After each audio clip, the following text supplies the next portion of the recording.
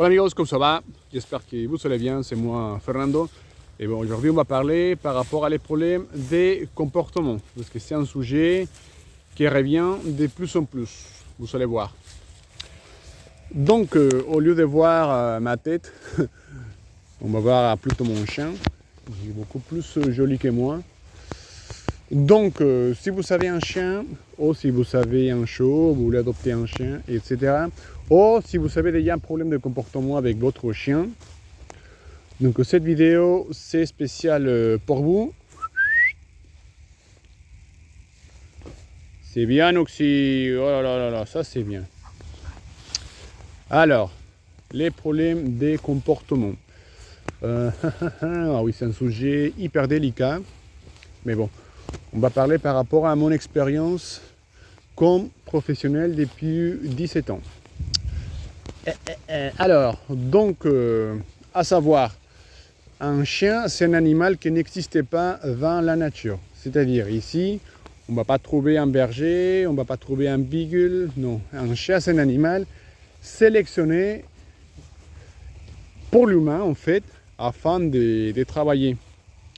On a les chiens bergers, les chasseurs, bon, on a plusieurs sortes de chiens.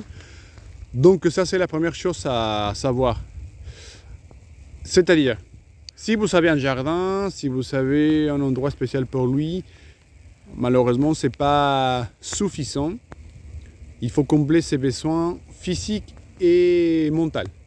Si on n'arrive pas à le faire, c'est vraiment la base pour avoir un problème de comportement plus tard. Attendez, on va faire un petit rappel parce que j'ai fait un exercice olfactif de l'autre côté et on va commencer bientôt. Donc oui, si vous avez un jardin, c'est pas suffisant. Il faut sortir, il faut prendre la voiture. Parce qu'imaginez avec Uxi, c'est un animal qui a été sélectionné pendant des années afin de travailler.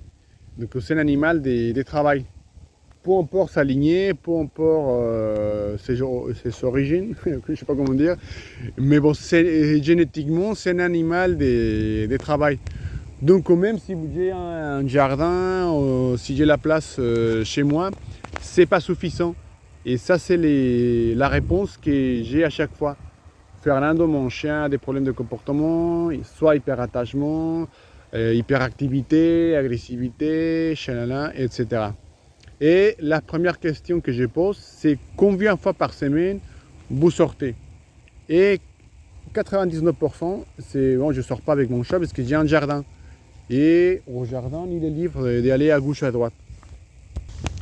Et ça, malheureusement, c'est pas du tout suffisant. Il faut prendre la voiture, il faut se promener, il faut faire plein de choses avec lui. Parce que sinon, on ne pourra pas changer son comportement. Alors, donc ça, c'est les côtés physiques. Et de l'autre côté, il faut envisager les côtés mentaux. Encore une fois, à chaque séance. Fernando, j'ai un problème de comportement, soit agressivité, soit hyper... Bon, comme vous voulez. Deuxième question, qu'est-ce que vous faites pour la dépense mentale? Ah, pour la dépense mentale, j'ai un tapis olfactif, un Kong avec la nourriture. Mais c'est exactement le même principe que tout à l'heure. Vous avez un animal sélectionné pendant des années à travailler et c'est vous lui proposez les mêmes jouets tout le temps, les mêmes jouets d'occupation parce que ça devient la mode. Ça ne va pas fonctionner. C'est un être vivant, c'est comme nous, imaginez faire la même chose tout le temps de manière hyper répétitive. Ça ne va pas fonctionner. Allez, on va faire un petit rappel parce qu'il ne faut pas qu'il voit de l'autre côté. Voilà, ça c'est bien Oxy. Oh, oh. Donc ça c'est la première chose. Est-ce qu'on est conscient de de la responsabilité en fait d'avoir un chien? Si c'est pas oui la réponse, donc on commence pas top. Ensuite, les connaissances techniques. Imaginez, moi je sais que mon berger allemand c'est un chien actif qui va me demander beaucoup de travail physique et beaucoup de travail mental. Et en parallèle, il faut faire l'éducation au quotidien. Donc c'est là que les côtés connaissances, les côtés techniques, c'est vraiment un sujet super important en fait. Parce que si moi, j'ai pas les capacités techniques pour canaliser ces instants, ces énergies, pareil, je vais me trouver plus tard avec un problème de comportement. Allez, un petit rappel. Oxy! C'est bien ça! Allez! Ouhou, ça c'est bien! Voilà, ça c'est bien. Donc ça c'est les côtés techniques. Donc, alors je vous conseille, si vous savez un chien, peu importe la race, je vous conseille de discuter avec un éducateur canin spécialisé dans la race afin d'avoir des techniques pour le canaliser. Parce qu'encore une fois, ce n'est pas suffisant un jeu d'occupation, les balades au jardin, non. Il faut vraiment travailler ces instants. Donc ça c'est super important. Donc ça c'est les côtés techniques. Ensuite, donc on est déjà conscient que voilà, avoir un chat c'est pas évident. Il faut être conscient qu'il a des besoins physiques et mentaux. Ensuite, il faut avoir les côtés techniques, sinon ça c'est facile et ça s'apprend. Et voilà, justement, je suis là pour vous aider. Donc on peut faire une petite séance en visio, comme ça je vous explique les exercices à travailler avec n'importe quel chien, de manière générale bien sûr, parce que sinon, si vous voulez quelque chose beaucoup plus spécialisé, il faut avoir un éducateur spécial, je sais pas, labrador, lévrier, bref. Mais si vous avez un chien dynamique, qui aime bien manger, qui aime bien jouer, je peux vous donner des conseils afin de canaliser ça. Ensuite, si vous savez déjà un chien qui pose des problèmes de comportement, donc déjà ses besoins physiques et mentaux, c'est vraiment la base. Et après, vous pouvez travailler déjà comme on voit dans le réseau, les contre-conditionnements, la positivisation, etc.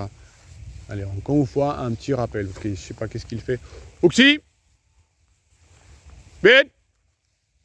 Voilà, ça c'est bien. Ouhou. Ça par exemple, je me permets de les lâcher parce que je sais qu'à chaque fois que je l'appelle, il va... Oh là là, Théo. Il va revenir. Donc, combien de fois je vois les gens qui laissent leur chien en liberté avec un contrôle pas top en fait. Donc pareil, je peux vous aider par rapport à ça afin de travailler le rappel.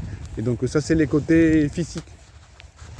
On le laisse en liberté pour le laisser renifler à gauche, à droite, mais à condition de bien maîtriser le rappel, parce que sinon, vous allez avoir des problèmes avec votre chien. Donc, pareil, encore une fois, si vous savez déjà un chien qui pose des problèmes, essayez d'être sûr que ses besoins ils sont comblés, physiques et mentalement, et après, vous pouvez travailler la suite. Oxy! Vite! C'est bien, ça c'est bien. Ça c'est bien. Parce que ça sert à rien de travailler déjà avec un chien si ses besoins ne sont pas comblés. C'est vraiment inutile. Bon les amis, c'est tout pour aujourd'hui. N'hésitez pas à me laisser un petit j'aime si jamais vous avez aimé la vidéo. Laissez-moi un commentaire. Et si vous voulez faire une séance en visio avec moi, n'hésitez pas à me recontacter. Vous allez trouver mes coordonnées. Allez, ciao.